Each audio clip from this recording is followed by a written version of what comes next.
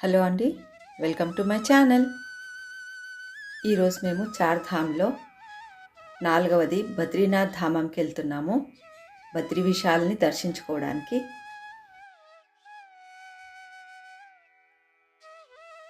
బద్రీనాథ్లో hot water springs ఉంటాయి. వీటినే తప్తుకుండ్ అంటారు. ఇందులో స్నానం చేసి ఆలయానికి దర్శనానికి వెళ్తారు భక్తులు. బద్రీనాథ్ నరనారాయణ కొండల పరిసరాల మధ్యలో నీలకంఠ శిఖరానికి దిగువ భాగంలో ఉంది. బద్రీ అంటే రేగిపండు, నాథ్ అంటే దేవుడు అని. ఇక్కడ రేగిపండ్లు బాగా పండటం వల్ల ఇక్కడ స్వామికి బద్రీనాథ్ అని పేరు వచ్చిందని అంటారు. మేము ఇక్కడికి వచ్చేసరికి ఫుల్ వర్షం స్టార్ట్ అయిందండి. మా జర్కిన్స్ వాటర్ ప్రూఫ్ కాదు కాబట్టి ఇక్కడ అమ్మే రెయిన్ కోట్స్ కొనుక్కొని అవే వేసుకున్నాం అందరము. కృష్ణావతారానికి ముందు శ్రీ మహావిష్ణువు నారాయణమునిగా, అర్జునుడు నరమునిగా ఇక్కడే జన్మించారని అంటారు. గుడి లోపల ఇతర దేవీ దేవతల ఉప ఆలయాలు కూడా ఉన్నాయి.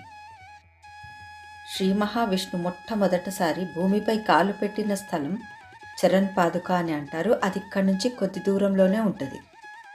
బద్రీనారాయణుని అద్భుతమైన దర్శనం చేసుకొని బయటికి వచ్చేసాము.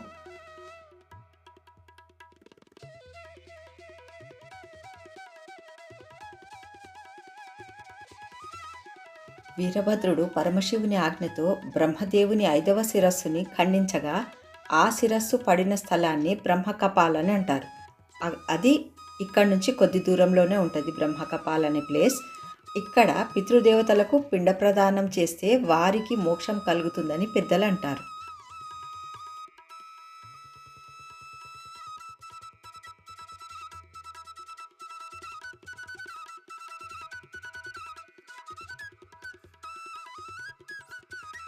మేము ఇప్పుడు రుద్రప్రయాగ్కి వచ్చాము. ఇక్కడ అల్కనంద మరియు మందాకిని నదుల సంగమం ఉంటుంది.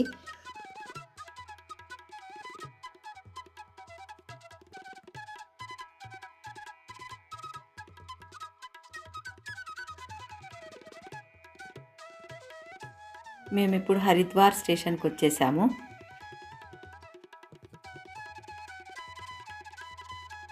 బయట వ్యూ ఎంత బాగుందో కదా. ఇక్కడ లోపల కూడా మాకు సెంటర్ టేబుల్ ఉన్న సీట్స్ దొరికినాయి. మా రిచ్చి కూర్చున్నాడు దానిపైన. మధ్యాహ్నం కూర్చొని స్టోరీస్ చెప్తుండు మాకు.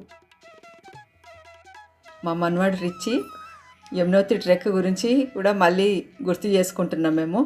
వాడు ఎంత హ్యాపీగా ఈజీగా ఎక్కిండు దిగిండు. అసలు మా మనవాడిని చూస్తేనే మాకు ఎనర్జీ వచ్చి మేము ఎక్కగలిగినాము అనిపించింది మాకు. లేకపోతే యమునోత్రి కూడా చాలా హార్డ్ ట్రెక్కే.